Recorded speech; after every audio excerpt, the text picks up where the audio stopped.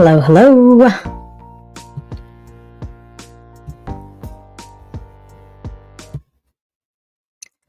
Hey, everybody. I'm Magna Gopal, and welcome to another monthly edition of Empowered with Magna live Q&A and stream. Today, I've got kind of a interesting topic that I'm sure all of us have come across, have encountered, have maybe thought ourselves, or have experienced on the receiving end. And the reason I want to talk about it is because it's come up quite a bit recently. And there's a misperception and a misunderstanding that I think if we avoid, we can actually achieve more success in our lives. So, for those of you joining for the first time, this is our monthly live stream. This is edition number 39. So, wow, 3 years, 3.5 years. Wherever you're joining from, leave a comment, let me know so I can shout out wherever you're from and you, of course. And this live stream typically we do on YouTube, Facebook, my profile, and my page. And the replays are available on YouTube. So if you cannot stick around for the entire time, I can never promise how long it'll be. I always plan for about 30 minutes and then end up talking for 60 or 90 minutes because of the questions and comments that I get and just more information that kind of evolves. So if you want to check out the replay or you can't stick around for the entire time, you can check it out on YouTube. So again, wherever you're joining from, let me know, leave a comment, say your city, country. I always like to see how international it is. And if you are watching this as a replay, leave it in the comments.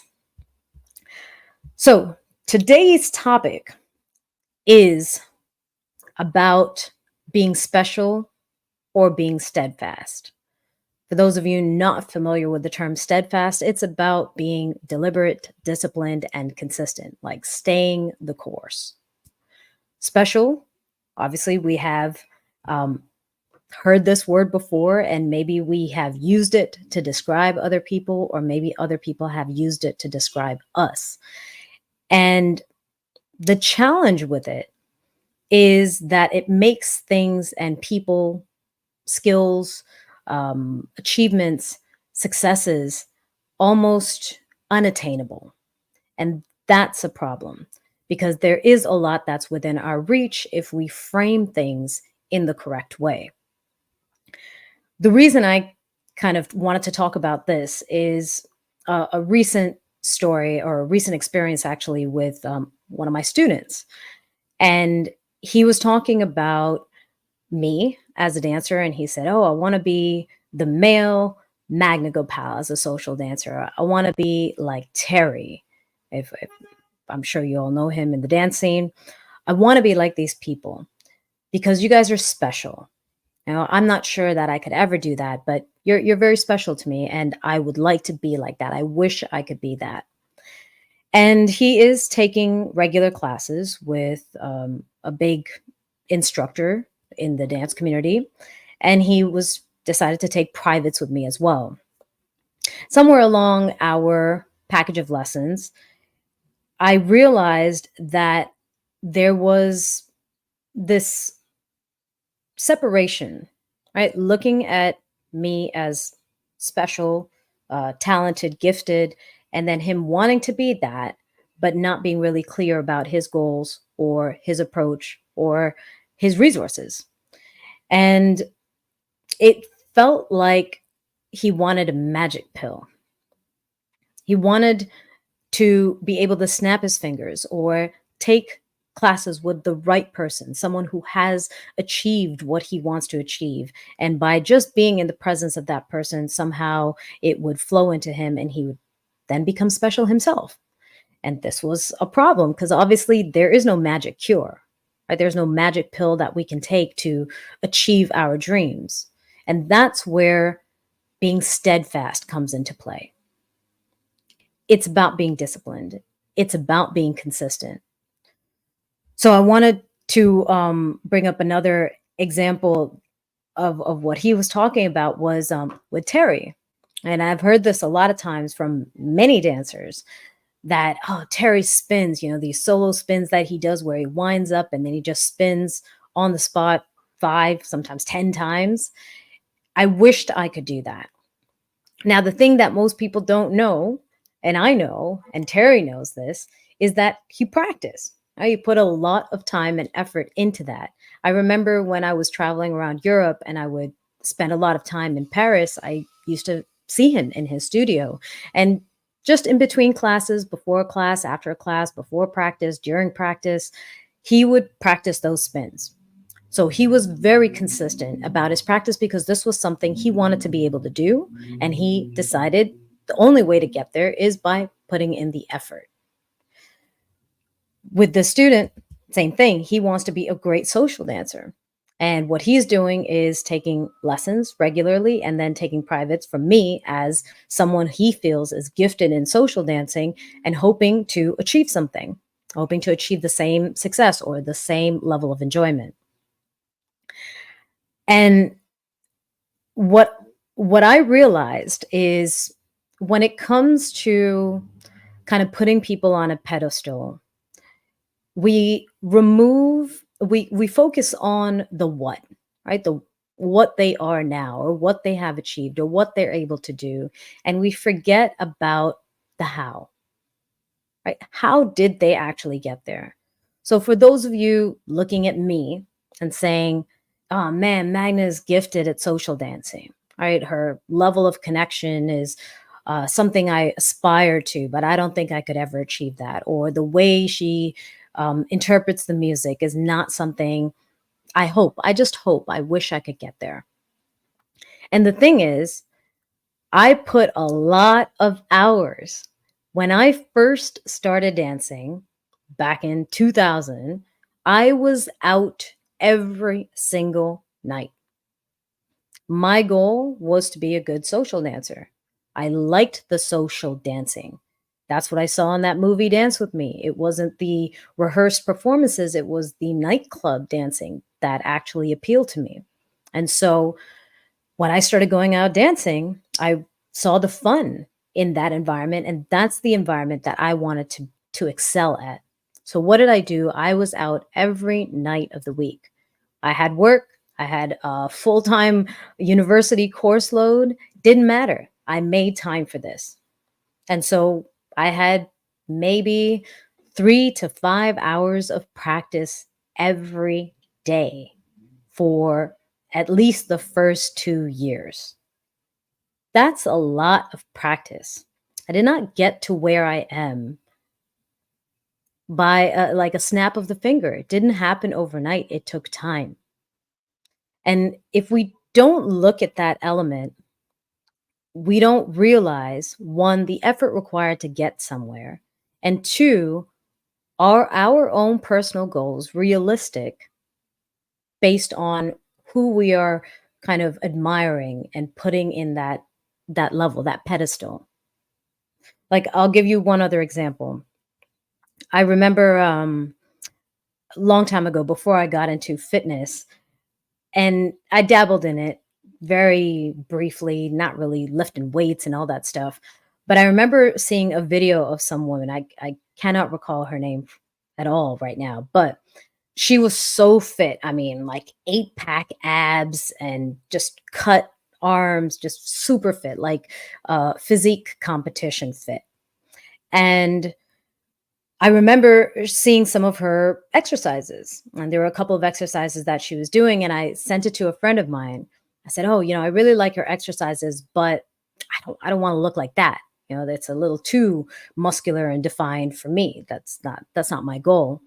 And my friend said to me, she said, "Don't worry, you wouldn't." And I was like, "How could you be so sure?" And she said, "You're not committed enough."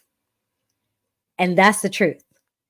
Because the way we look at things when we dance, anything that we're practicing, we look at it kind of as this almost a superficial effort. I'll show up to class or I'll go out dancing and then I'll get there. But me doing that woman's exercises would not have gotten me that physique. It would require multiple training sessions, first of all, more than just those exercises themselves, a proper diet, proper sleep, possible regular massages and vitamins and supplements and all of that stuff. And that is a commitment that I am not willing to make. So that goal of achieving her physique, one, also, I don't have the same physique, period, bone structure, but that goal of achieving her physique is not that it's not attainable to me, but realistically, it's not something I am willing to actually put the real effort to achieving. And it's important for us to understand that, because if we look at other people, especially people that we admire, people that we are saying are gifted, and we want to be like that, and we're not realistic about, one, the process that they took, the steps that they took, their personal journey, then it's hard for us to be realistic about our own and whether we're actually capable of it. So back to my student who wants to achieve this, taking lots of classes, but feeling burnt out, trying to put in the hours, right, to get that practice, but feeling burnt out. And I had to present to him. I said, well, who are you comparing yourself to? Right? Not comparing himself to the instructor. He's comparing himself to some of the other students in class. They're young. They have no commitments. My student has a full practice of his own and has 70, 80 hours a week of work alone, plus, who knows, 8, 10, 12 hours of classes. I mean, you're not going to get the same results because of just a different type of person that you're comparing yourself to. Like, my energy levels when I was younger were much higher. I could learn, absorb, practice, get out there and dance every night of the week, go to class, go to work, and feel fine on 3 or 4 hours of sleep. Today, I wouldn't actually absorb anything if I didn't get 8 hours of sleep. So my advice to him was, get more realistic about your goals. You cannot be these other people. First of all, you don't have the same resources. You don't have the same amount of time. You cannot dedicate as much energy. So redirect and be consistent with that. So part of it, which was, what exactly are your goals and what's your journey towards them? So sometimes people are thinking, I want to be a great social dancer. So what are you going to do towards that? I'm going to take lots of classes and learn how to lead and follow and do footwork and patterns and try and listen to the music and connect. But out of 8 or 10 hours of classes in a week, how much time are you spending social dancing? Like, are you even actually working towards your goal? Apologies. There's one neighbor in this neighborhood whose car alarm always goes off. I don't know if you guys can hear it, but I can hear it loud and clear. Very annoying, very inconsiderate. In the meantime, I'll just say hi. Hi, Michael, Boston in the house. There we go. So, going back to the goals, right? Like, if there's something that we want to achieve, if we want to feel that level of fulfillment that somebody else feels when the people that we consider special, like, we've got to understand whether or not the steps that we're taking are actually towards that goal or not, right? So back to the fitness example, I could do all the exercises, but what's my diet? Am I actually eating properly to get to that goal? Most likely not. I'm not, because I have all types of things that I prefer to eat that are not healthy. Like chocolate Ferrero Rocher is my what's it called, kryptonite, as I'd like to say. But yeah, so the key when it comes to achieving these higher levels of success and personal fulfillment is understanding that there is no magic potion. There's no magic pill. There's no snap of the finger that gets you there. At the end of the day, it's really about being consistent. and about setting realistic goals. So the challenge for most of us is one, setting realistic goals, and two, identifying the actual path to it. So when we are talking about uh, dancing, social dancing, for example, the realistic goal, yeah, you could be a great social dancer, maybe not as great as some of the ones that you see out there because of the hours and years of hours on a daily basis that they have put into it, but you can still be great. But the key is to map out your journey. If social dancing is your goal, what are the steps that will actually get you there? You must be practicing that art. It's not just about taking classes, because we know that in classes, both you and your partner are aware of what needs to be done. Even if you completely mess up the lead or the follow, the other person will pick up because they just heard what the instructor told you to do and they know what they need to do. But on the social dance floor, it's all about improvisation, and it's all about adapting on the fly and figuring out what works and what doesn't work and continuing forward. So if you're not putting in that practice, you will not get to that goal. I don't care how many hours you spend in the classroom, it just will not happen. The other part of it is evaluating, kind of evaluating yourself at every stage. So taking classes is important for sure, because how can you participate in this community if you have no idea of the language that's being spoken? Taking classes allows you to understand the vocabulary that everyone speaks with and understand how to put sentences together. Those are your moves. And so now you can actually enter into the social dance environment and communicate there. However, you need to go back and evaluate whether what you're learning is working for you and if you are personalizing that. Right? So there's this element of regular reflection, evaluation, and revision, which means people who are taking classes, if you're taking 8 hours of class in a week, you're probably learning a lot of new things. Now, how many of those new things are actually relevant to your pursuit? How many of those things do you like? Right? I'll give an example of myself. I have taught with Super Mario, who is famous for his turn patterns, many times at many events. He's at an event, he usually travels alone. And so I get a chance to volunteer and support him in his class and also learn his pattern in the process. Now, when I learn his pattern, I typically end up putting a spin on it myself. There are some things I'll execute his pattern, but then when I'm doing it in the moment, I end up gravitating towards the things that I liked. And those are the things that I focus on. I don't try to memorize and um, kind of reiterate it exactly as he did it. I try and extract what's relevant to me. And I don't think a lot of students do this in class. Most students will go, take a class, try and remember everything exactly as it was taught, maybe record a video and then practice that exactly as it was taught. So where is you in that process? All you are right now is a copy of them.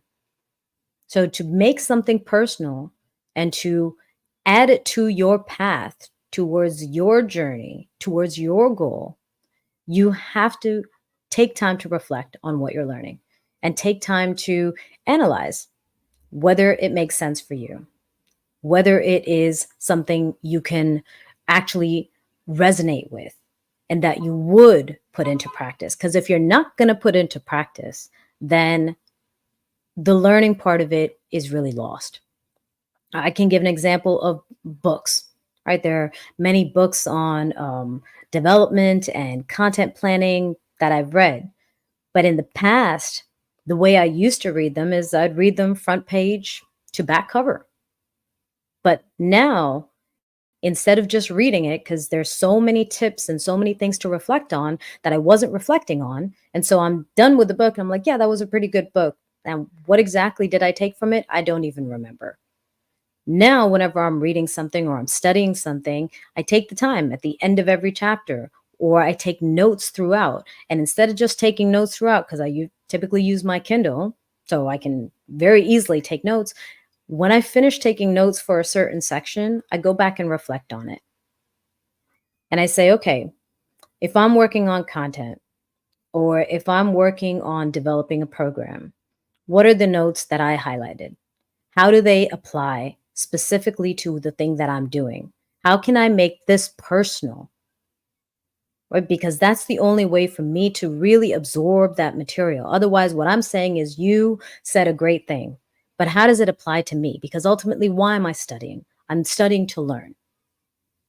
So reflecting and evaluating yourself along the way is key to actually seeing progress, long lasting progress that ends up being a reflection of who you are and what you want to express of yourself. Michael said, as my instructor says, you can be taught to dance, but the one thing that cannot be taught is personality. Once one knows the basics, after that, your personality will do and be the next thing that comes in. That's what makes each dancer different. Absolutely.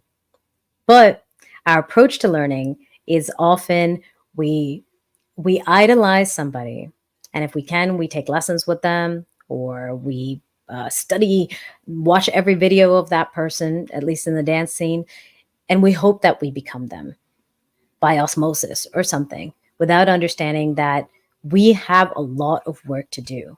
And my challenge with most people that I work with in dance, as well in speaking and coaching clients, is this unrealistic approach.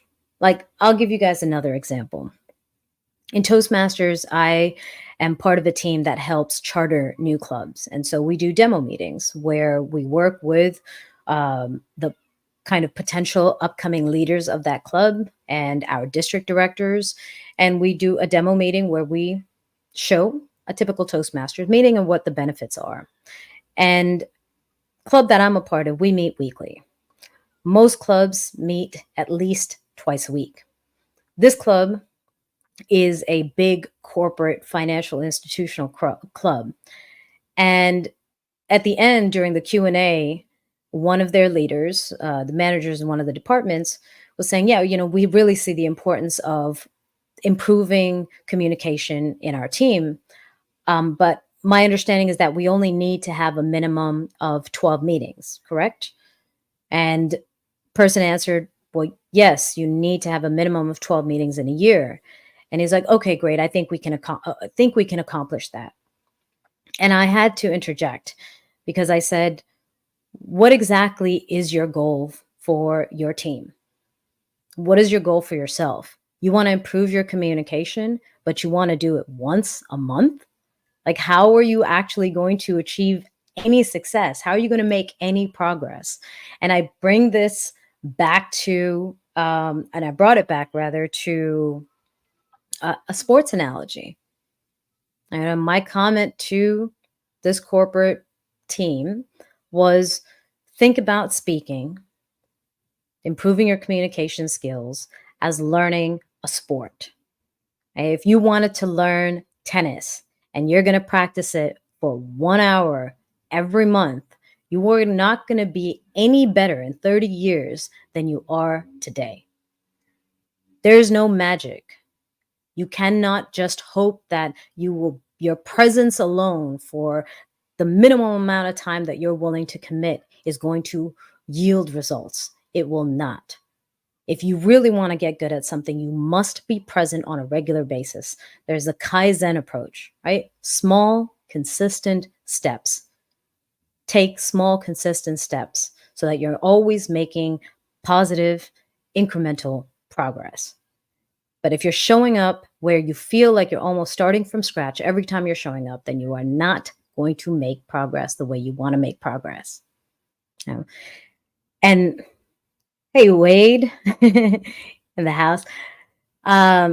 So yeah, this is a challenge for many of us. And like I said, even for me personally, I've had this same kind of misperception. I've looked at people and said, wow, they're so talented.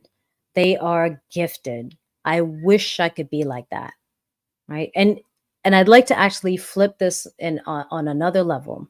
Forget skills like actual tangible skills like dance or public speaking, right? Let's talk about people who are admirable, right? Who have beautiful personalities. They're very resilient. They are great communicators. They're empathetic, right? Like people like that. And when we look at them, we're like, I wish I could be like you. But do you really? Because do you know their story? Do you know what they've been through? There are those of us who are pursuing something. We have a goal. We want to get better at something. We want to achieve something. And so we are working consistently towards that end. And there are others of us who arrive at places in our life as a result not of our pursuits, but as a result of life throwing things on our plate, things that we might not have wanted if we had a choice, but we received nonetheless. Like many of the people that I feel are strong personalities have had to endure extreme hardships, lots of trauma, lots of loss, tragic events. And the reason they are who they are, these people that I admire, is because of what they struggled through, what they got through. And so, some people who are like, I would like to be like that, like, think about where they came from, think about how they got here. Now, are you willing, do you think you're resilient enough to get through those things? Would you even want to go through those things? Because sometimes we want to be strong personalities, but we don't want to go through challenges in life. We don't want to struggle, right? We would rather have the easy way wherever we could take it. And if that's our approach to life, then that strong, resilient personality cannot be our goal, because you don't get there taking the easy route. You get there by working through difficulties and challenges and coming out on the other side. So, that's kind of that perception of special, right? It's not so much about special, like this magical thing. It's people who are steadfast, people who are consistent, who are disciplined, and who are resilient in the face of challenges. Have you ever thought of anyone or looked at anybody else and said, "Oh yeah, that person's really special. I wish I could be like that." Or if anyone's ever said that to you yourself, perhaps? I don't know. I mean, this is something that I've definitely heard on a few occasions about myself. And initially, I used to take it as a compliment, and then later, I started to look at it and break it down for those people. I'm like, I'm not special. I just put in a lot of work. The things that I've wanted, I have made sure that I put the time and effort into getting to those things. So, for those of us out there, not to pursue special, right, but to pursue success and progress, there are a couple of steps. First is that you really want to make sure you've got some realistic goals, right? One of our challenges is setting realistic goals for ourselves. Like, what exactly do we want to be? Like, instead of sitting there and saying, I want to be the best social dancer in the world, I don't know that that's that realistic. Maybe say, I want to be a great social dancer who can connect with my partners, regardless of their level or regardless of if it's a first dance or a 100th dance. That's something that's a little bit more realistic. And once we have our goal kind of identified, map your journey. What will you do? What steps will you take to get there? And what steps are actually going to yield results towards that goal? Again, going back to reading a book and studying something about personal development, right? I could read a million books and not really become any better of a person or know any more than I know now if I'm absorbing that information passively, if I'm not trying to put it into practice and then seeing whether or not it yields results, right? So mapping your journey and then kind of evaluating it along the way. Like at the end of the day, no matter what your goal is, it's not set in stone. You can change it. Whatever path you wrote, kind of mapped out, does not have to be written in stone either. You can change that. But first, you got to identify something. Right? Can't just come in there blindly and hope for luck or magic to take place. The second thing I would say is finding a mentor. Now, if you're looking for a mentor, it doesn't have to necessarily be someone you're working with directly, but you could study somebody. If there's someone that you admire for something that you would also like to achieve and that's something you're striving for, look at what they're doing. If you can get in contact with them, great. If you can't, you could still study them from afar. And if you can, try to understand their process, their steps. What did they actually do? What was their approach? What did they struggle through? Because by asking questions like this, you can better understand if your goal is realistic based on your own resources. And by resources, I mean time, energy, money, right? There are many things that are demanding our attention, different people, different demands. So if you're asking somebody, hey, how did you become this amazing performer and now you're doing competitions and stuff, and the person says, oh, I'm in the studio for 5 hours every day for the past year, right? And I've got parents, or I live with my parents and they pay for everything, so I don't have to work. So all of my attention can go towards this. And you're older, living out on your own. You've got a job. Maybe you have family. You do not have those same resources, right? So you cannot commit the same amount of time. So you might have to adjust your goal and be realistic about what it is that you're pursuing. Again, not to discourage anybody from pursuing greatness. Go for the gold, but be realistic so that you can make progress for which you can pat yourself on the back on and that you can ultimately share with other people. Right? The better we are, the better we are for other people as well. But be realistic. And one of the ways to be realistic is by understanding what other people have done to get to where they are today. And in that process of understanding what steps they've taken, ask them about the challenges. That part is really important. Like we read a lot about, oh, this is my morning routine. This is what I do. This is how much time I spent training. This is my supplemental training and learning that I put it towards getting towards achieving this goal. But we don't understand their challenges. Right? What are some of the challenges? For me, for example, if someone was saying, oh, I want to be like one of the best female dancers who's like pioneered new things in this industry, well, yes, social dancing is a big part of it. I spent many, many hours social dancing over the years, over more than 2 decades now.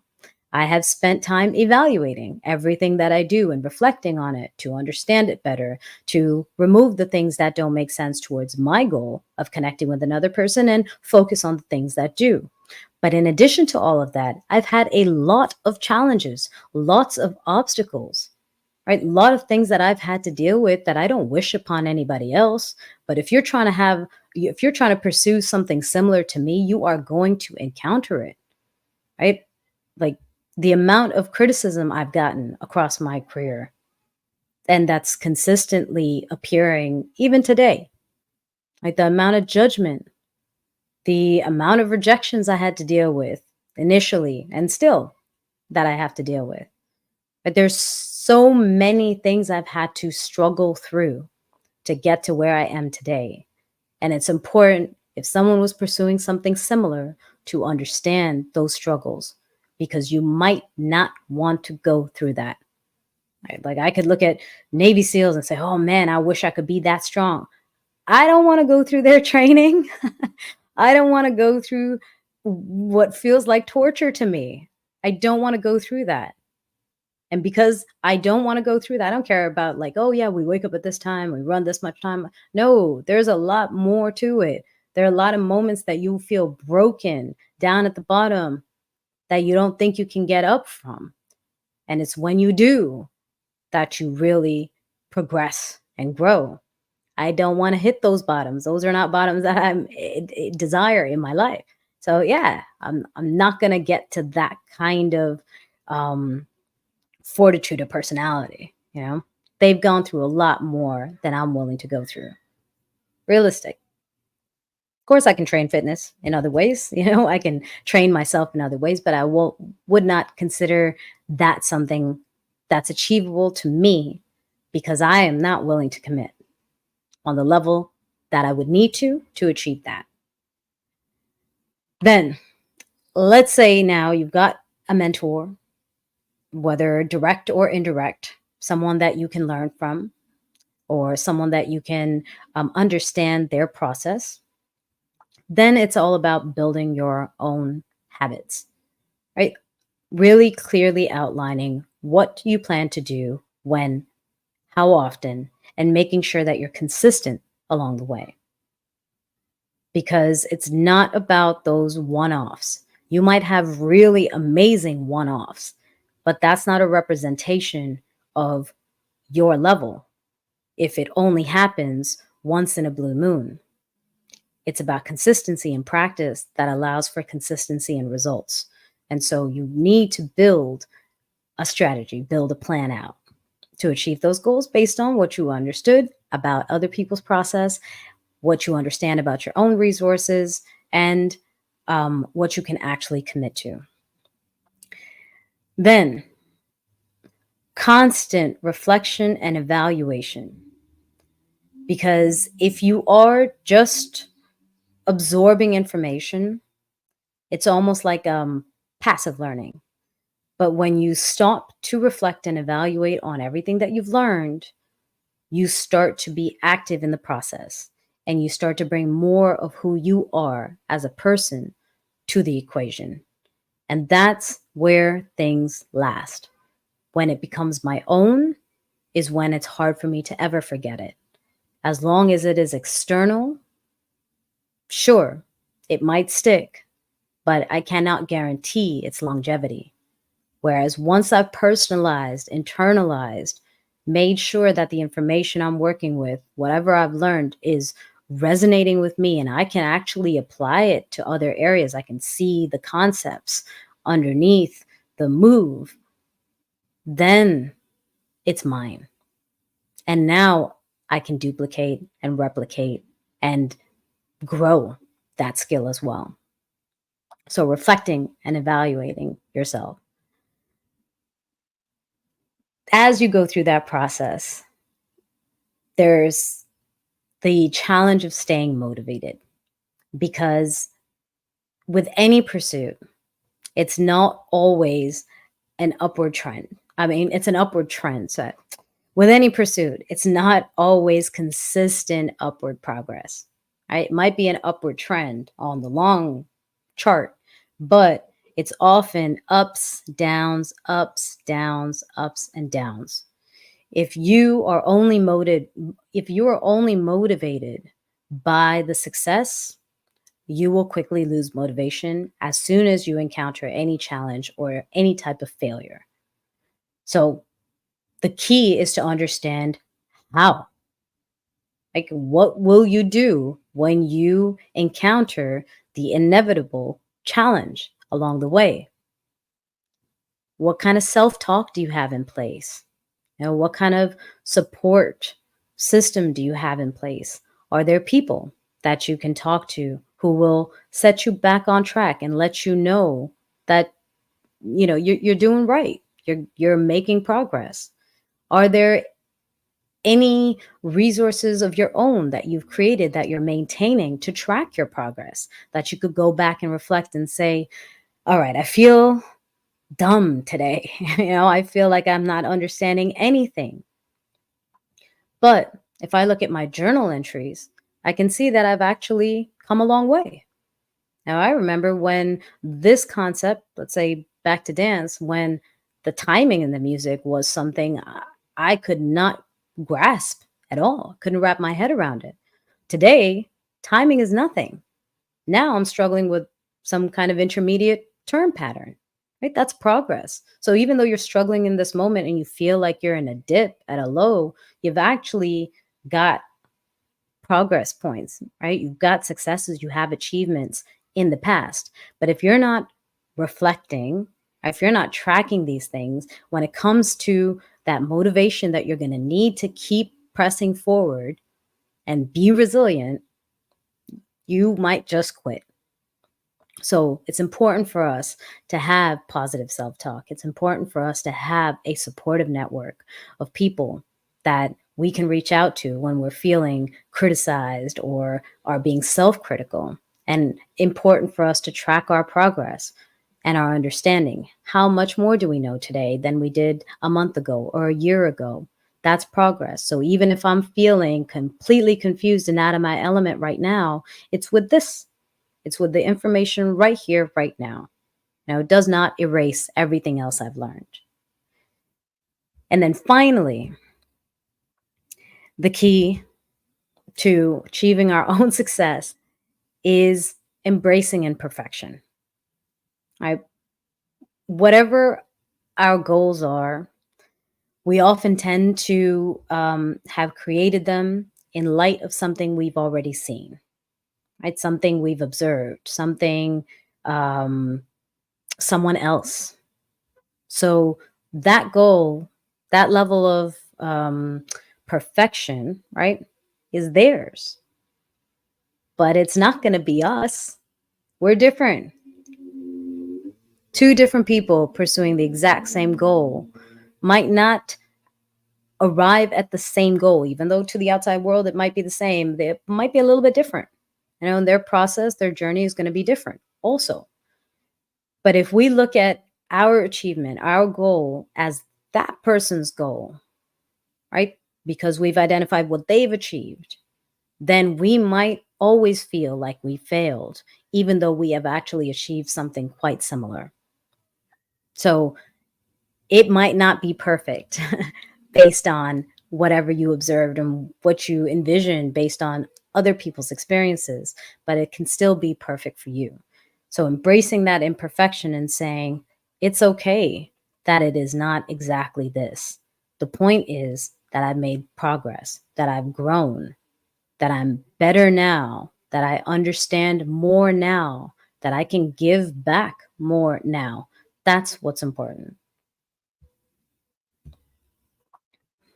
What are your thoughts? And let me know in chat or leave a comment.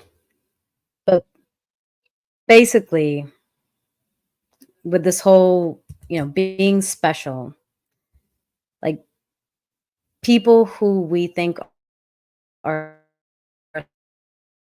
special are in reality people who are dedicated. All right, I'm back. Terrible internet. I'll start again. People who we think are special are in reality people who are dedicated, they're committed, they're consistent, and they're resilient. They have a plan of action to achieve whatever it is that they want. They have goals that are clearly identifiable and measurable. They track their progress, not only to see how they're growing, but also as kind of a key resource to stay motivated when they feel like they're not making progress, to kind of reflect on everything. They're constantly evaluating where they are relative to their goal, relative to where they were, and constantly adjusting. Right? There's no fixed formula. There's no like fixed recipe to this process of life. It's constantly being revised. And if you're doing that, then you're active, then you're present. And that's how we kind of get the most out of everything in life. That's how we can look at people and say, instead of saying, man, that person's special, they're gifted, saying, that person's really committed. Wow, that's a dedicated individual. Um, they're consistent, they're resilient because of everything they've gotten through. When you start using those words to describe other people, you also start to acknowledge and understand the process that got them there. Instead of putting them on a pedestal, recognizing the humanity in their approach, in their journey. And by doing that, we can be special too, right? Because we don't try to be magical unicorns. We do the work. We put in the effort. Walter said unconditional self-acceptance. Yeah, to a degree, yeah. It's about accepting where you are, but really about evaluating. Yeah, I can't stress this part enough. Going back to my student with dance, I could feel the frustration. I could feel the disappointment of I'm taking lessons with this famous name. I'm taking private lessons with this other famous person. Um, why am I not better already? Why is it not coming to me quickly? And the reality is, it was passive learning. Like, yeah, and I always ask my students to take notes. And before our lessons, especially when we're doing an extended package, I review the notes before we hop on a call or before we meet in person. And when I started to see the notes being less and less detailed and kind of more of a generic, superficial statement of whatever they experienced, I started to see where they stopped putting in the effort. And once we talked about it and explained, got to be able to evaluate yourself and what you're learning and be selective. Not everything applies. Not everything will resonate. Not everything needs to. You have to be able to take whatever it is that you like. Back to the dance community. There are so many amazing instructors and dancers out there. They all have their own styles. They all have their own set of patterns that they like to do, or maybe they're even creating them. Right? If they take a class from somebody else, and I've seen this happen, right? They look at somebody else and they're not sitting there saying, "Oh, let me go learn that entire 16 counts of 8 turn pattern." They're saying, "Ooh, I like that move. That feels like something I'd like to do. I like the way that flows. That's what I'm going to focus on. I'm going to take that." Right? So as students starting in the dance community or intermediate, you're taking regular classes, you need to be able to do the same. You're not going to go out there and copy and kind of regurgitate everything that you learned in class. You should be doing the moves that you like, that feel good to you. So yeah, that is today's topic about being special or being steadfast. I encourage all of you to stop idolizing people. Okay. I appreciate the comments. You're special, but I'm not. Okay. I put in the hours, I put in the work, and not just passively. I'm very active in my own learning and in my own growth. There's nothing I do that is a kind of passive activity. I'm never just there. I'm always absorbing information. The information I absorb, I evaluate it. I keep on doing that and I learn from it. And then I apply it to another situation. If it works, okay, this might be something I can continue working with. If it doesn't work, what needs to be revised? Right? I am only where I am today because of the work I put in, but not just being in the learning environment, but being in the evaluative state of mind. You have to want to look and reflect on the things that you do, and you got to be as detailed as possible.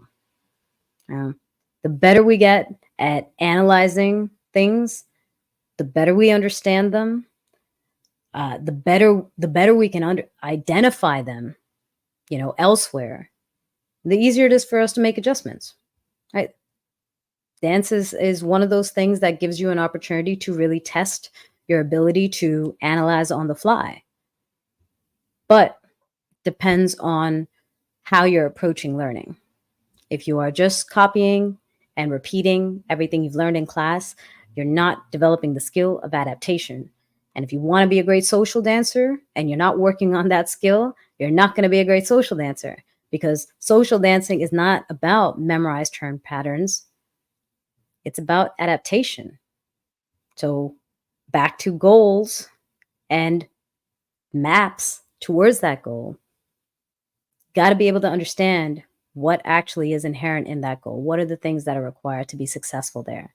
If you're not practicing those things and you think these other things are going to contribute, they will. They won't get you there, though. You have to be working on the skill that's actually necessary for that. Shorter live chat today. Thank you, everyone, for joining. If you haven't yet, and you're on YouTube especially, watching the replay, don't forget to hit subscribe and like and share.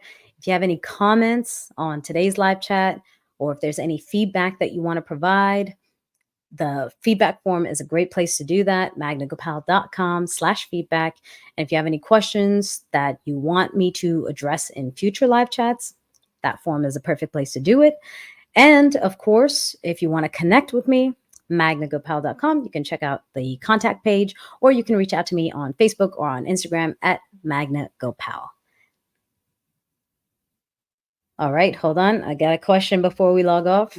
Michael said, what's your opinion on people who are indeed consistent and dedicated, but also have a natural talent for what they do? Would you argue that they are special because they have that extra something? So it's hard to say. What I find natural talent is still kind of something somebody worked on. Like, for example, with dance, for me, I have been consistent. I've been very dedicated. I have put in a lot of hours social dancing. What would distinguish me from other people, oftentimes on the dance floor, is the kind of level of fun that I have with everybody. But that is also something I have worked on. Like people might say, okay, yeah, but you're special because other people are also good social dancers, but you're unique. You're different from them because of how much fun you can have with everybody. You're never stressed out. But those are things I trained also. I studied dance, but I study human interaction and kind of psychology and mindset and how people think about themselves and about others and how they relate to other people, and effective communication, healthier relationships. I work on all of those things. That's what makes me special or more talented beyond the dedication of time and effort and practice to the art form of dance. That's what's elevated me beyond other people. That's what I tend to teach in all my classes, is the importance of mindset, is the importance of seeing the beauty of interpersonal connection and how to kind of expand on that and dive deeper into it and develop it. Right. So it still looks like a natural talent, but it still comes from work. It still comes from effort. Right. I'm not sure if that answers your question, Michael. That special extra something, or that extra something, I still believe is created through either time, effort, exposure, or through just kind of being resilient when being confronted with something. Hate the delay in chat. I wish things were real instant. Wait to see if there's that did actually get it. Okay. All right, you got it. So yeah, I love that question because it's true, right? We see people who are dedicated and consistent. We can understand how they got to the level that they are in that particular skill or that particular pursuit. But then we're like, yeah, but there's something special about that person, And I used to think that too, but now today I look at it differently.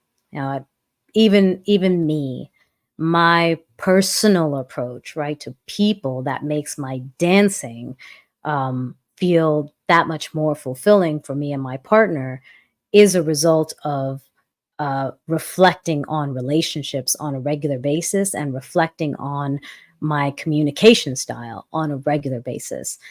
And it's because I don't compartmentalize. It's because I'm always trying to find the integration and the overlap and the transference of skills and lessons learned, which is what makes that stand out. Because most people on the dance floor are just focused on the dance and are sometimes forgetting all of the other things that they've learned. Right? There are people who are sometimes really unnecessarily rude on the dance floor because they come in with some sense of entitlement, which they wouldn't have off the dance floor in a different environment. Right? So somehow they compartmentalized dance and thought that if I ask, you must say yes. When in reality, when you go out somewhere else, on a let's say a date or a job interview, you might ask for that job, you might ask for that date, but you'll get rejected. And you're not going to sit there and say, "Oh, they should have hired me." Like you're supposed to hire me because I applied, or you're supposed to go out on a date with me because I sent you a message. Right? That's not how it works. We don't seem to have that sense of entitlement outside, but all of a sudden on the dance floor, right? Oh, I asked you, why didn't you say yes? You're supposed to say yes. I'm sorry, what? So if we brought the other things, if we, first of all, if we studied those other things outside of dance, if we took time to reflect on what makes for a healthy interaction with other people, and we brought that into the dance community, we would be different. We would be more than just technically skilled dancers. But we typically forget to do that. Not that we're not capable, we definitely are. But going back to what I started off with, it requires effort. Okay. It's not just about putting in the hours. There are many other things. I am not who I am in the dance community with social dancing, with my ability to connect with people magically. I am also not here because of just the hours of practice that I put in when I started and throughout my career.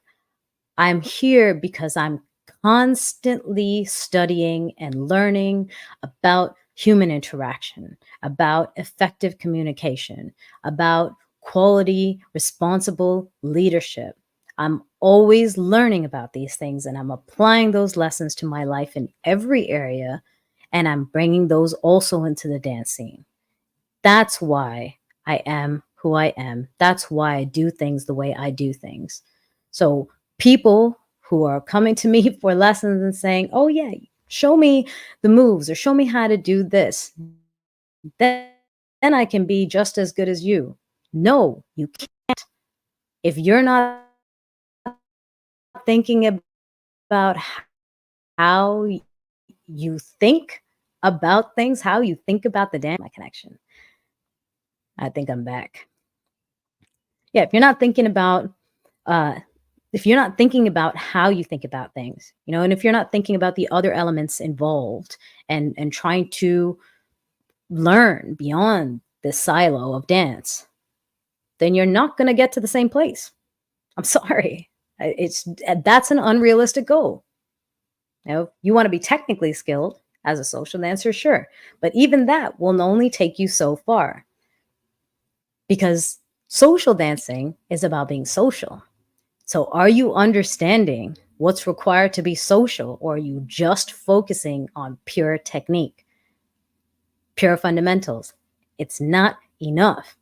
So again, realistic goals. What is your goal? Want to be a great social dancer. Okay, let's break the word up. Social dancing. Dance has a language. You need to learn that language. Classes. Social dancing. Social. What is social? That's communication. That's personal, interpersonal relationships and interaction, right? Body language, facial gestures or facial expressions and gestures of your body, your tone, all of those things are that social part. And then the social dance itself, is it choreographed? Is it always the same? No, it's improvised based on that language that we've learned. Are you working on that skill too? You want to be a great social dancer, for example?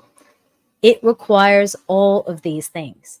If you're working on just one part, you will make progress, but you will not get to that goal if you're not considering the other elements that are required to get there. And that is the realistic approach. And that's where evaluating your steps is important. And that's where mentoring or a coach or someone that you can ask questions to is also important. Because what I would have taught somebody who wanted to pursue this when I first started dancing would have probably just said, oh, yeah, just go out dancing. Today, however, now that I understand the importance of all these other elements, I teach differently. So someone who wanted to pursue something similar is going to get better advice, get coached better, get a better guide towards their goal versus the person I was back then when I started, when I was kind of like them and I didn't know any better. Dr. Anwar. Hey, Dr. Anwar Dunbar. Danced with you at Jimmy's and Congress's a couple of times. Long time ago. Jimmy's, I haven't been to Jimmy Anton's in a long time. That being said, I hope you found today's discussion enlightening and hope there's something that you can take out of it. Think about your approach to your own goals. Look at your life and look at the people that you admire for whatever it is that they do, who they are, how they interact with people, skills that they have or goals that they have achieved. And when you look at that, try and understand their process. Stop putting people on pedestals. Understand they're just as human as you are, and they've just gone through certain steps. They've taken certain actions, right? They've gone through a certain journey to get to where they are. And if you can understand that, you can better understand how you can do something similar. Again, embrace that imperfection. You will not be that person. And why would you want to be? You're you, right? Who wants to be somebody else when we have ourselves to still try and be? I don't even know if we all reach our own potential. So should be striving to be ourselves. So pursue that in that way. And always constant reflection, evaluate, revise whatever you're doing so that you can understand whether the steps you're taking still align with your goal. And be realistic about that entire process. Do you have the resources? That includes commitment, like time. Do you have are you willing to invest? If you don't have the willingness, that's a resource you're not willing to put into the pursuit of your goal. All right. And with that, I'm going to wrap up today's live chat. This is number 39. Next month, July 4th is Thursday. And let me just take July 4th. Yeah, July 4th is Thursday. That is, what is it, Independence Day? Yeah, Independence Day in the US. So I will not be doing the live chat on that day. I will do it on July 3rd, most likely on the Wednesday. So keep an eye out. Again, if you have feedback on today's live chat, if there's any comments that you want to share, or if there are any questions that you'd like to ask, or something you'd like to say that you don't want to put into public comments, magnagopal.com/feedback. And if there's any other information that you would like to know about me, check out my website, magnagopal.com, or check me out on social media at Magna Gopal. Pursue your goals, be steadfast, be resilient, understand the process. I'm sure that you can achieve your goals and feel fulfillment in the process if you're realistic about it, if you got guides, if you've got a supportive network, and if you are constantly active in the process, like really active and consistent in the process. Have a lovely day. Enjoy the rest of your week. Enjoy your weekend. Enjoy the rest of your month. Until I see you next time. Don't forget to hit subscribe and like. And also don't forget to check out my podcast, Empowered with Magna. That's an audio podcast available on Spotify or wherever you listen to podcasts. And yeah, would love to get your feedback there too. Have a great day, everybody.